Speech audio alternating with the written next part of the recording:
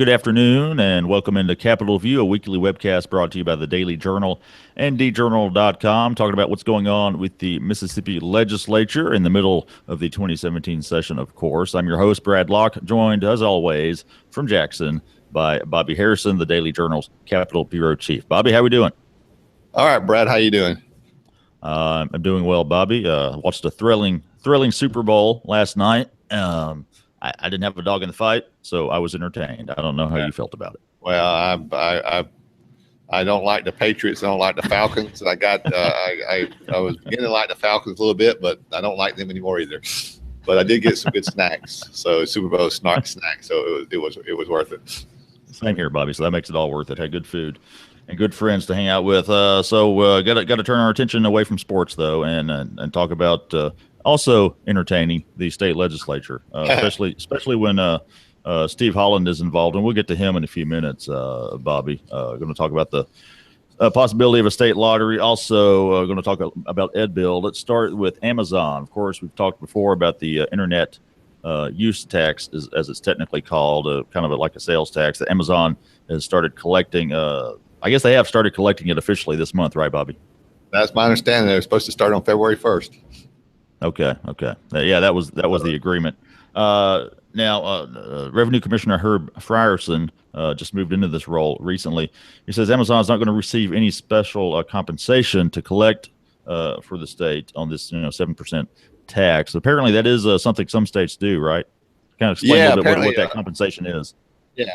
Now, in just a little bit of internet research on the internet issue, I found that both in Alabama and Utah, where Amazon's collecting this tax for the state on a sort of voluntary basis, the states provide, like in Alabama, providing them 2% of the 8% they collect. So that's pretty good deal for Amazon. And it's all and in fairness to Alabama, by making that deal, they have a lot of states, a lot of retail outlets, internet retail companies collecting the tax for them, and Utah is supposedly providing somewhere between 1% and 2% for Amazon to collect the tax there. And in Mississippi, according to Herb Frierson and Kathy Waterbury, the longtime spokesman for the Department of Revenue, they didn't want to, and they couldn't cut a deal like that for Amazon even if they wanted to, because it would have taken a change in state law. Right. Under 1968, I believe it was, or state law, every company that collects the tax does get up to 2% of the sale or use tax that is collected, but it's capped at $50. So, so I find it hard to believe there's many companies that's out there that's getting the full 2%. So in other words, Amazon's getting 50 times times 12, they're getting $600 a month to collect the tax. No, $600 a year to collect the tax. So that's a pretty good deal for the state, considering the estimate is that the tax will bring in somewhere between $15 and $30 million for the state. A couple of Republican lawmakers that say that Amazon is still going to make some money off collecting this tax. That's kind of a question I've had. How does that work, Bobby? Because there's the tax, and they get some of that, but putting that tax on there, maybe that dissuades some shoppers from shopping online. Maybe they go to somewhere else where they don't have to, or they may have to pay the tax, but it's not going to go to Amazon. At least I don't know if that's really something that's a big concern. Well, it should be pointed out that all this has come up because of a 1992. Go way back to 92, the Supreme Court rule, the U.S. Supreme Court rule that remote companies that do remote sales are like on the internet. Was the internet even around in 92, Brad? Or in some form, or catalog sales, or even like, I guess, QVC on the television. A state cannot force those companies to collect the sales tax. In a company in Mississippi, if the company doesn't have a brick and mortar presence in the state, if Walmart collects, Walmart has to collect a 7% tax if they make a sale to a Mississippian, but the internet companies that don't have a building in the state don't have to. But Amazon is apparently right now, just I guess maybe being a good corporate neighbor, is is making deals with most states to collect this tax. And as several people point out, they are making money on it in the sense that, say Mississippi, say if they do $2 million in sales in a month, they have that $2 million. They have that money for a period of time, and the 7% they collect on the use tax or sales tax, and they could invest that money for 30 days and actually make some money on that way. So they are making something on the transaction. One argument I've heard against this whole thing is that a lot of people say, well, we don't want to tax Mississippians further. I mean, it's pretty straightforward, Bobby, that this is not a new tax. This is just forcing people to pay what they're technically, legally supposed to already be paying. Am I right? No, I mean, right now, current state law, if you buy something online and you don't pay that use tax, you're supposed to report that on your state income tax and pay it then. But very few people do. The estimate said the state's losing $100 million, more than $100 million a year by people not paying this tax. So the legislature, some in the legislature want to sort of try to pass laws to challenge that U.S. Supreme Court ruling like other states are doing. And then you got the Department of Revenue on a separate track. You got the legislation being considered that would try to force these companies to collect the tax and remit it to the state. And then you have the Mississippi Department of Revenue working with big companies like Amazon, trying to broker deals with them so they would voluntarily collect the tax. So you have those two things going on sort of at the same time in Mississippi to try to collect this money. All right, let's switch gears, talk a little bit of education, specifically Ed Bill. Of course, last Tuesday was the deadline for bills to get out of committee, and all this Ed Bill stuff is happening kind of fast. So there's no really well worked out bill regarding Ed Bill, but they did have what we've called dummy bill or a placeholder bill, and of course they can go in and then change the language as they see fit. So where are we at on that this week? Well, those two bills, the House and the Senate both passed dummy bills, the placeholder bills, and which actually say nothing other than just has all the code section alive. So sometimes later in the process, the leadership can go in and change the education funding formula as they see fit, and theoretically they can do that in the final days of the session. And the full House and Senate be expected to vote on that with, in the final days where they're voting on that's chaotic and they're voting on literally hundreds of appropriation bills, and some people say that's the ultimate goal, to kind of try to sneak these changes to the education funding formula in at the last minute where it doesn't get properly studied. Now, by Thursday, these dummy bills would have to be passed out of the House and the Senate, but it appears that that's all that we're going to pass are dummy bills that don't really explain how the House and Senate leadership want to change the education funding formula. Of course, we're talking about the funding formula that sends state money to local school districts for their basic operation. So once these bills, if these dummy bills keep moving along in the process, I mean, at what point do the legislatures actually get to vote on what's going to actually be done? Well, I mean, we're about halfway. Well, we're a little less than halfway through now, I guess. But theoretically, I mean, what it appears like they're doing is setting up these dummy bills to go to conference, where 3 House members would be appointed and 3 Senate members. These would be members of the leadership who would then meet in what they call conference to hammer out a final proposal that then the full House and full Senate would have to object. I mean, pass or reject in those final days. So, I mean, theoretically, we may not know until late March, right before the session ends, how the House and Senate leadership would like to change the education funding formula. Well, okay, we'll keep an eye on that. That's certainly. why they call them dummy bills, I guess, Brad. I guess so, Bobby. That's going to be something we're following for the next several weeks, probably. Let's do a segment here that we actually did this last legislative session, and I'll be honest, people, we just kind of forgot to revive it when this new legislative session began back in January. Something else didn't have really a name for it, Bobby. It was just 3 things that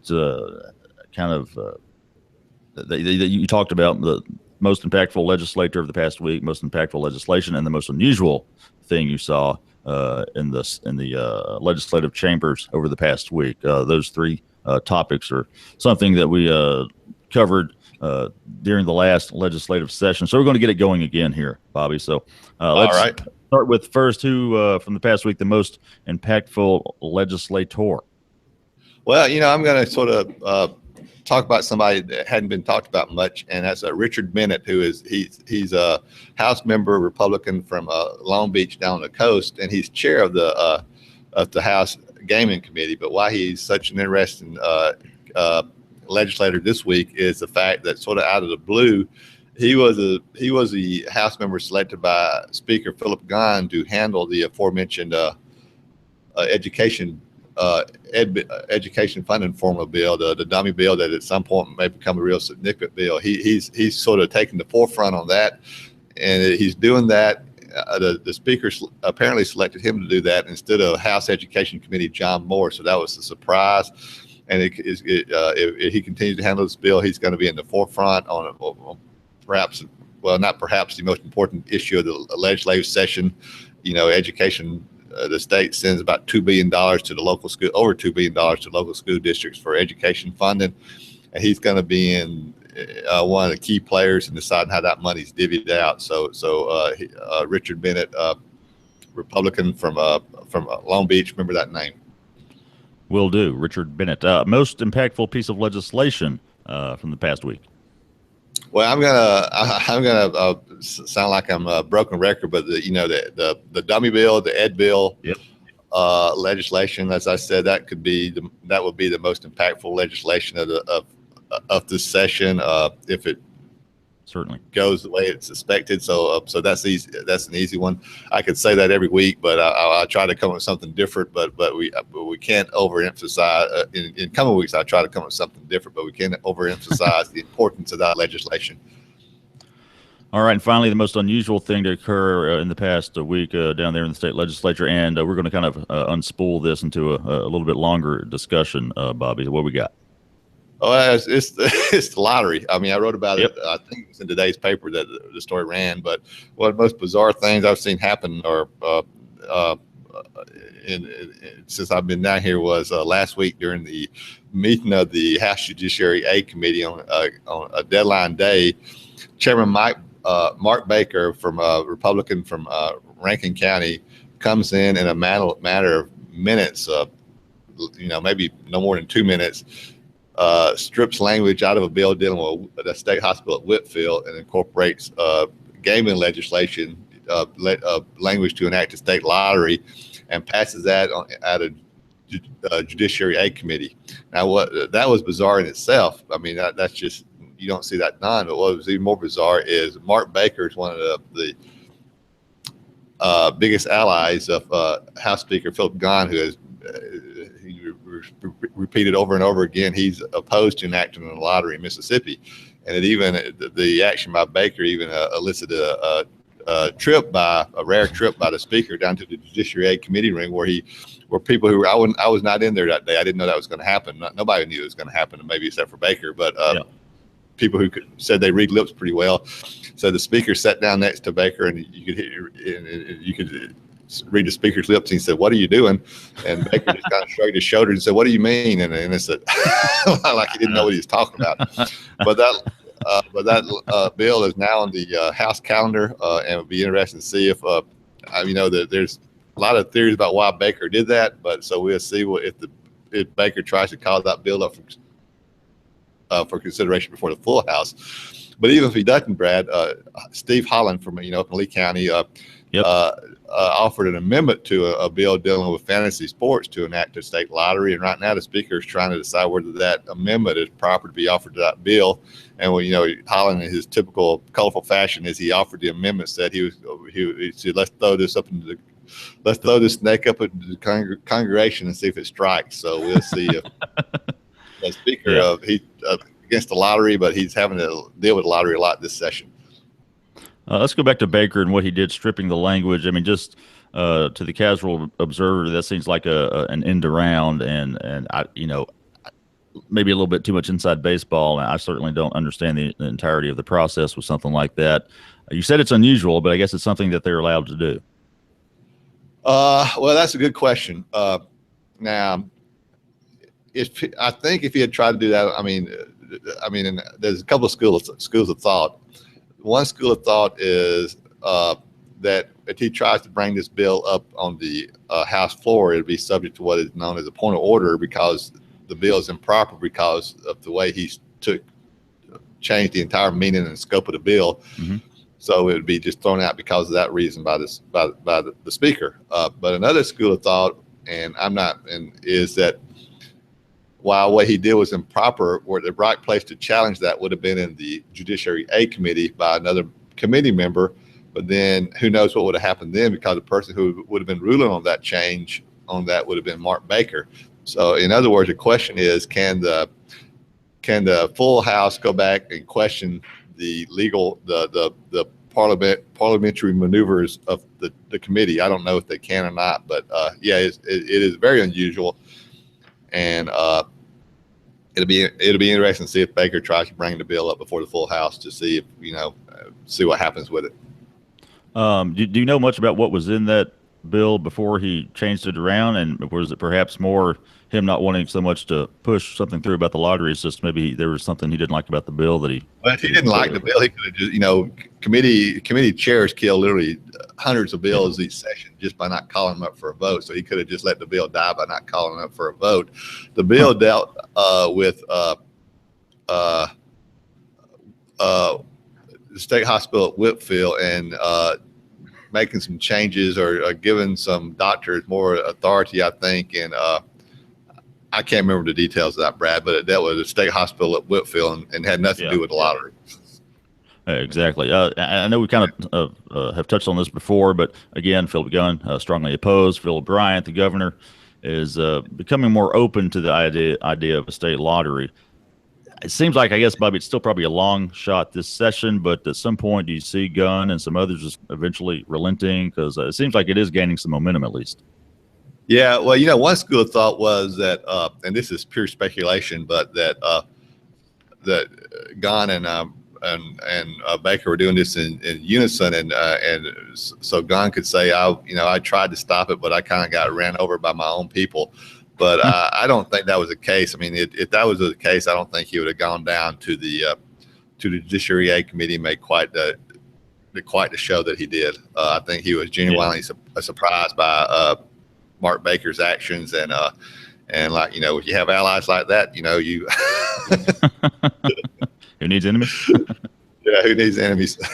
Always strange things happening down there in the state legislature. Thanks to everybody for tuning into this episode of Capitol View. Again, we come to you every Monday around 2 p.m. If you miss it live, just watch the replay there here at djournal.com. You can follow Bobby on Twitter at BobbyHarrison9. Look for all of his work in the Daily Journal and at djournal.com. So that's it for this episode of Capitol View. For Bobby Harrison, I'm Brad Locke. We'll see you next time. Thank you, Brad.